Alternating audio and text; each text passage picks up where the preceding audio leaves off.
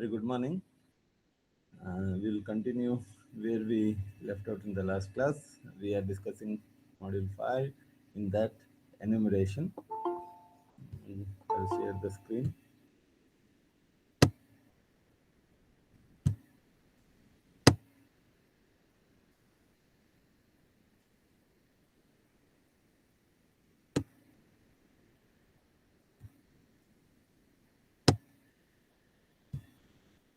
We are discussing enumeration. Enumeration means named constant that we already discussed, and in the last class, as I told, how enumeration is different from C++ enumeration, where that is only integer constant, like that we'll consider. But in Java, it is like a class, and that means the behavior, like it contains constructors, instance variables, methods, like that you can utilize enum. As I defined in the last class, when you are defining any enum along with the constant, if I wanted to say few more information about that constant, so that facility will be available in Java enumerations. So here, enum and name of that particular enum we have specified, and here along with that, we are also declaring one instance variable and constructor and method, like that I showed the example in last class. Now let us consider among that, like what I mentioned in the braces, like a constructor is, let us consider the intake of the branches. If I forget to mention about this particular constant, Mac, once again, semicolon is optional inside enum, and uh, I will not mention for Mac. Okay, let us consider how to handle. See, same branch, that means constructor I will write, and any local variable I'll pass. See, this indicates the argument what you are mentioned here. That itself you are assigning that to the local variable, and then for default constructor, in the last example I have not written default constructor and all the values specified, that's why. But when you not specified any value for this, default constructor will comes into picture, default enum, and we'll initialize that variable -1. And as usual, get strength, one method I have written which will return integer type, and here what you are returning is that variable what you define, that is str. And how to extract the value? I'll use branch dot values. You come across two important methods in enum, that is values and value of. And values will extract all the values mentioned in enum branch, and you are assigning that to branch type itself. And when you print that b, all these values will come. But I wanted to get the values what you specify. How to do that? Using get strength, I'll get that value. Okay. So this is how enumeration you can consider as a class type. And if you not mention how default will work, because you are expecting 143, 132, 140, the value what you mentioned in this particular constructor. But for Mac, nothing is specified, but -1 will be written using default constructor. Okay. So this is what Java enumeration of class type. Next, there are three important methods, that is ordinal, compared to, and equals. Ordinal, what is actually ordinal? See, when you specify the enumeration in a block, and each one is specified with its positions, and if you wanted to know the position of that, then you can use the method ordinal. That means in the example, see, this is at CSE is at 0th position, ET is at first position, EC is at second position, MEC is at third position. Is it not? How you will extract that? For that purpose, ordinal. See, branch dot values you are assigned to B, and B dot ordinal. If you specify B dot ordinal, uh, B and B dot ordinal. B means the value, B dot ordinal means its position. So what you will get? CSE 0, ETE 1, EC 2, MEC 3. Like that the output you will get. Okay. So that's about ordinal. Then I wanted to compare. So you can use the compare to. That means the objects normally we will specify that references of enum. So an object where to compare that we will use compare to. See, let us consider we will declare three variables of type branch b1, b2, b3, and we'll assign the value. B1 means branch dot make. See, always any values specified in enum, that means constant which is declared in enum, you are specifying with the enum name. That is branch dot make, we are assigning to B1, branch dot ete, we are assigning to B2, and branch dot ec, we are assigning to B3. So you'll compare B1 and B2. See, comparing, when you are comparing, it will return integer type. So whether positive or negative or equals. Okay. So B1 compared with B2, it returns if negative number. That means less than 0. Then it indicates that B1 is B1 comes before B2, because ordinal is always computed, and CSC and ET, if I am comparing 0 minus 1, so the result is minus 1, which indicates that B1 comes before B2. So here I am comparing B1 and B2, B1 and B2, MEC and ETE I am comparing. But when you are comparing MEC and ETE, okay, it is 3 minus 1, that is 2. So this statement will not work. That is what. Okay, you have to write greater than 0. Okay, because positive number you will get. ET is first, and MEC and ET you are comparing. Okay, when you are comparing ET and MEC, you will get B1 you are comparing with B2. So 3 minus 1 you will get positive number. So B1 will not come before B2. Like that you can print. Okay, so compare to will return the number. Yeah, that is what the interest. Next, see, in this type of examples, you'll get the question like explain the methods enum with an example program, ordinal, compare to, and equals. You have to generate the example as such. Next, we'll observe equals and double equals. Once again, a very important feature, equal and double equals are very different in Java. That I'll tell when string comes. But in enum, there is no much difference. Just I'll show you. See, B1 equals B2. Like we'll see, B1 means MEC and B2 means ET, B3 means EC. Let us remember that. B1 I am comparing with B2. Definitely it is not equal, is it not? So it is not actually equal. This statement will not execute. Let us consider branch before equal to branch dot EC. B3 is already EC. So now what I will do is I will compare B3, whether B3 is equal B4. Yes, is it not? You will get that value. Instead of doing that, I will do like this, whether B4 is equal to B3 or B3 is equal to B4. Then also I'll get the same particular value. Okay. So, so in enum equals and this particular equals, both will work similarly. It will not create any difference. But one thing you should remember, then what is the necessity of both equals and double equals? Is it not?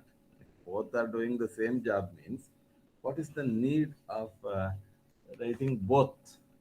Or what is the need of developing both in Java? Is it not? No, there is a difference. What is that difference? See, please remember, whenever you are using equals, equals always represent the values in the same phase. That means we are having just one enum, I'll write enum, and let us consider one enum, and there I'll write CSC, and I'll write another enum, CC, there also I'll write CSC. See, if I compare bb.csc with cc.csc, it will not work. To check that, you have to use bb.csc equals, this will work. That means two enums. If it contains same value, then double equals con- is not possible to use. You have to do equals itself. But in the same, like here itself, I'm having EC. In such cases, you can definitely compare B.CSC with BB.EC. Okay? Such things you can do there itself. So that is what the difference mm, in this particular context. Okay, when you are specifying equals and double equals. In the same particular enum, you can use this. You can use this also. But in different enum comparison, this only works. This will not work. Okay, so that is what the difference.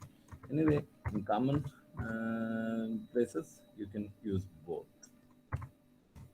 Then, so some of the information regarding our enum, that is enum is enums are classes that extend java.lang.enum.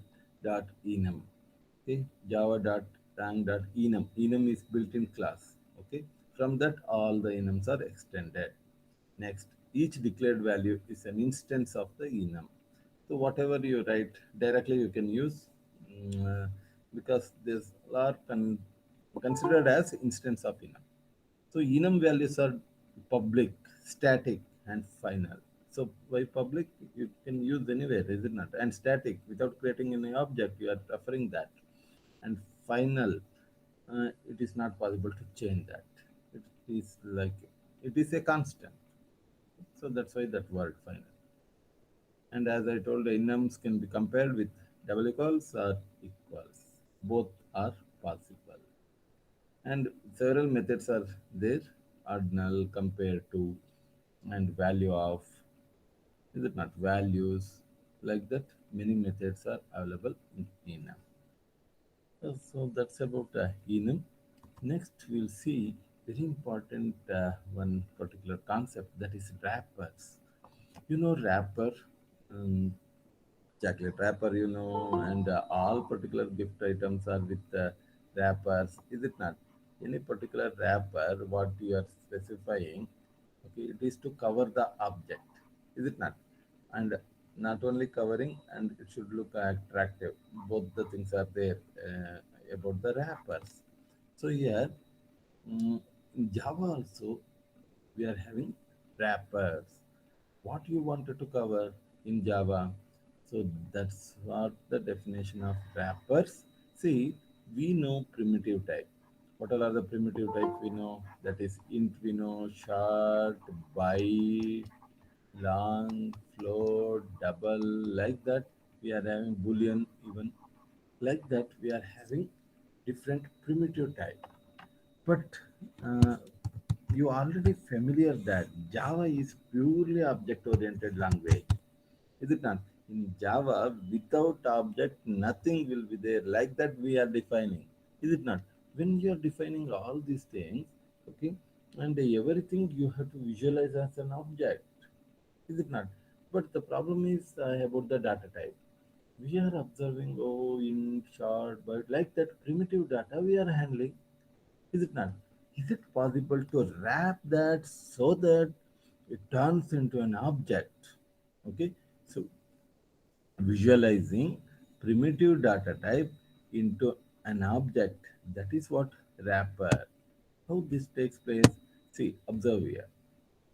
Here, primitive type boolean, byte, char, float, int, long, short, double, all that.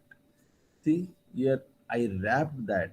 When I wrapped that, see this boolean becomes boolean. Same, byte becomes byte. Char only becomes character. Okay, float is float. Int is becomes integer. Long, long, short, short, double, double. Okay, only difference character. Char turns into character. Int turns into integer. See, observe the difference. All that primitive what we defined as a small letter at the beginning is turned into capital letter at the uh, beginning for wrapper class. So this primitive type we turned into a built-in class. If you write in capital, that's what I told in the beginning, like Java is case sensitive. If you make a difference in small letter and capital letter, it's turned into primitive to object with reference to our primitive data types. Okay, so here boolean, byte, float, integer, all are becomes classes. What are that? The classes that encapsulate a primitive type within an object. We will turn this primitive into an object. Why it is required? Because one simple example, arrays. Arrays, what we define integer type array, and it will store some elements like that we define. Okay, like when you are defining this, let us is it possible array instead of primitive data type, I will store the object itself in an array, because I am declaring so many different objects. And what I wanted to do is I'll collect all these objects and I wanted to store somewhere. Definitely, it is not possible because array is primitive data type.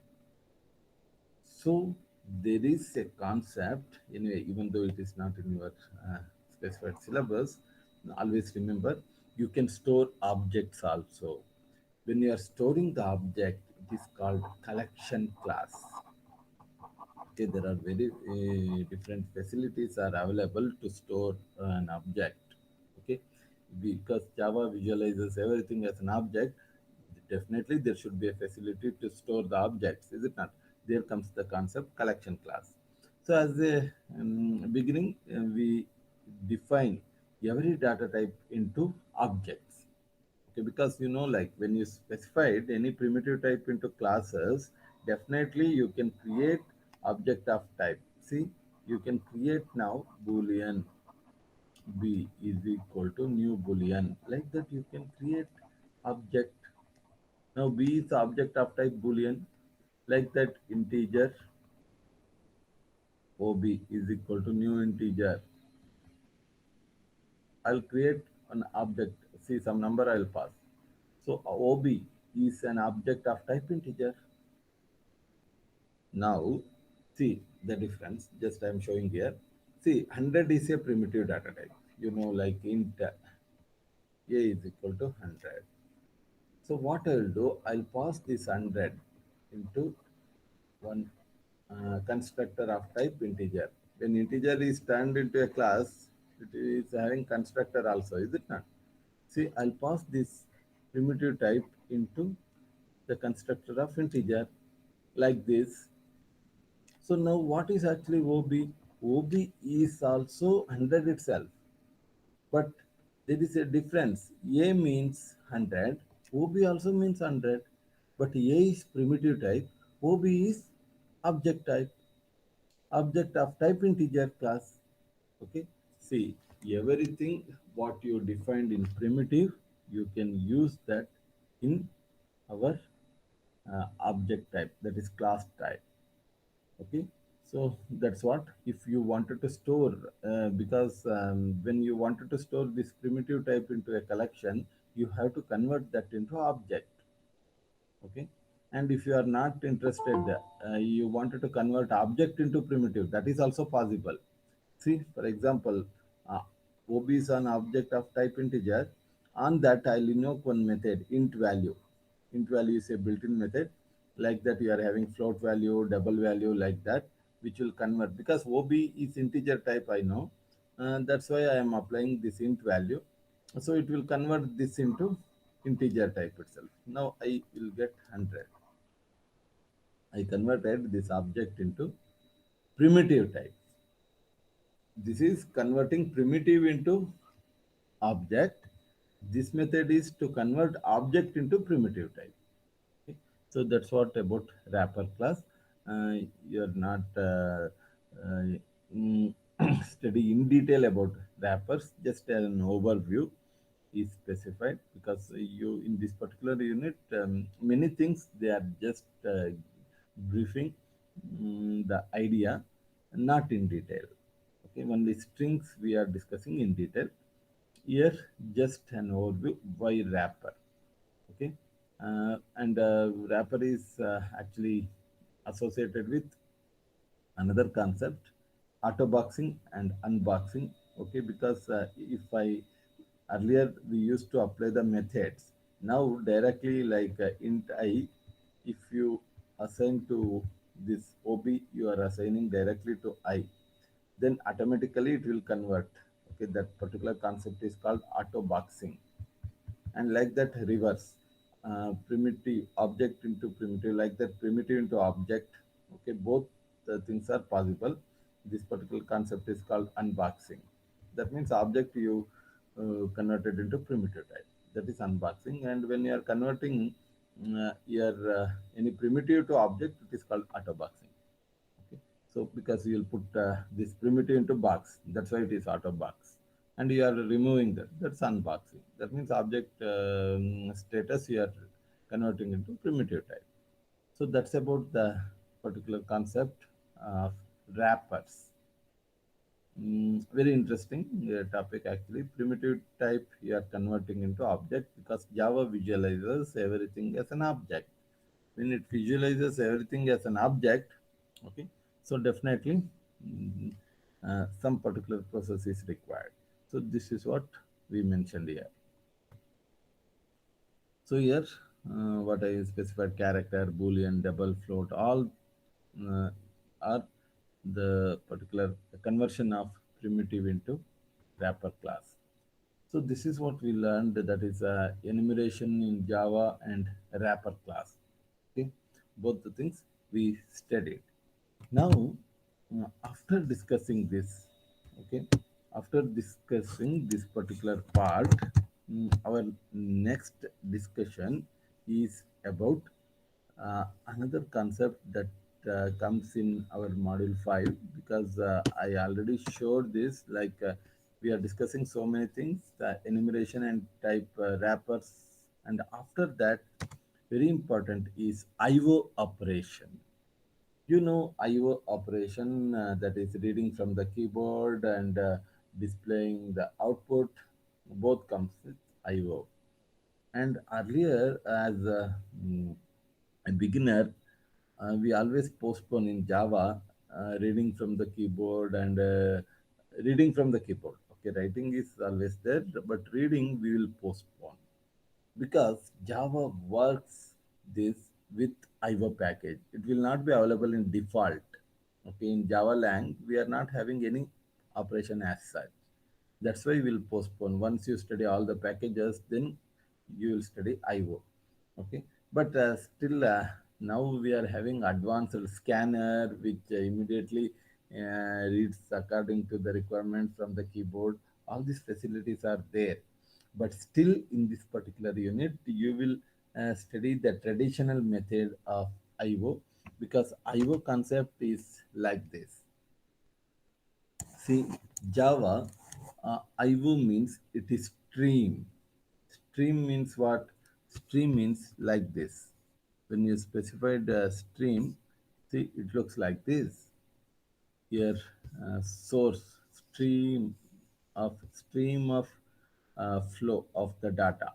Okay, and when you are reading or writing to the destination, both with the streams, either input streams or output streams. So here, when you specified in Java, all IO operations are with the IO package java.io.star. All the programs what you are writing, okay, it should import java.io.star. Okay, IO is once again package. In Java, we are having IO. Observe small letter, package name is always with the small letter, then star. All the built-in interfaces, classes, and methods you are importing. Now, there are two streams in IO. What are the two streams? Two streams are character streams and byte streams. Very important. You please remember this. Character streams and byte streams, because character streams, we are visualizing everything as when you are reading from the source. See, what all are the input source? keyboard, file, network, program, because very important from where IO operation is specified, but from where you are reading, either you are reading from the keyboard or from any file or from the in the network or from other program. Is it not? All this it should include. Okay, because it is not specific to any particular device.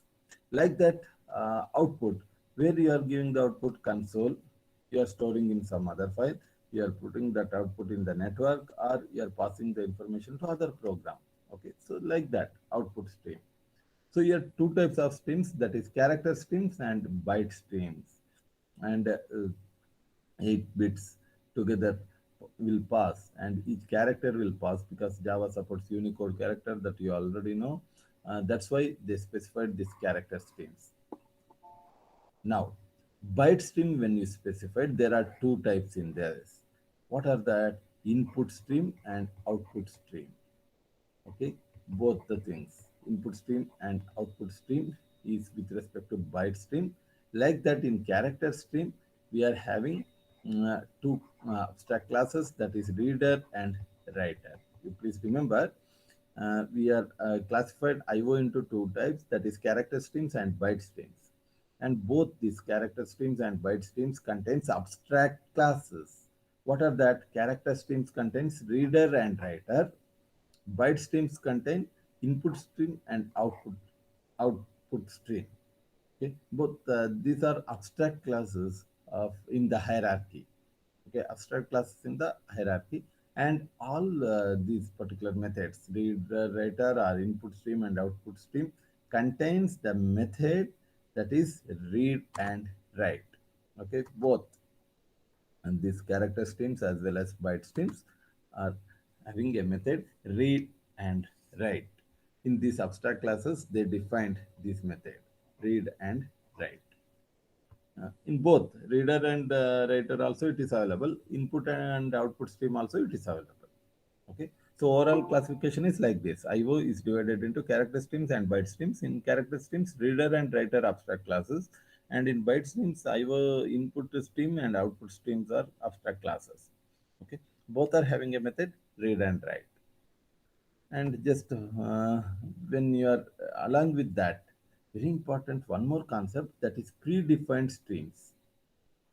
When you define predefined, that is about streams, the system plays very important role, because you know that from the beginning we not told much about system. Is it not? System dot out dot print, the statement you have come across, is it not? System dot out dot print. What is this? Whether out is an object, that question always arises, is it not? I also postponed to define about that. Now I am defining. You just observe here. Java.lang package defines a class called system, because you know that system is, we are not importing any special package, is it not? That means it comes with the default Java.lang. It, there are three different stream variables. See, in, out, err. That means you can write system.in also, system.in or system.out or system.err. Error. Okay. See, these fields are public, static, and final within system. As we told about the enum variables, like that, here also it is public, static, and final. Okay, these variables, it is like a public, that's why you can easily access, and it is static, object creation is not needed to use that variables, and they are final, it is not possible to change that. Okay, these fields are public, static, and final within system. Okay, system is a class which defines these variables, and it defined as public, static, and final.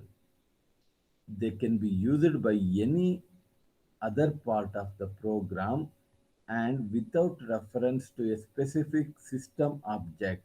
See, that's why system object it is not needed to create, because they are already static. Okay, you can use along with system. Okay, and that's what predefined streams. Okay, predefined streams means these variables in, out, and err that comes with system built-in class, which is in java.lang package. Okay, these variables are public, static, and final, so you can use directly. So that's about predefined streams.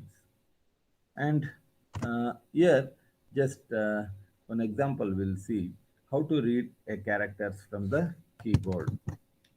Because reading a character from the keyboard is very important IO operation, is it not? How to do that? See, please remember, before writing this program, you have to include import java.io, otherwise it will throw an error. Okay, this you have to write.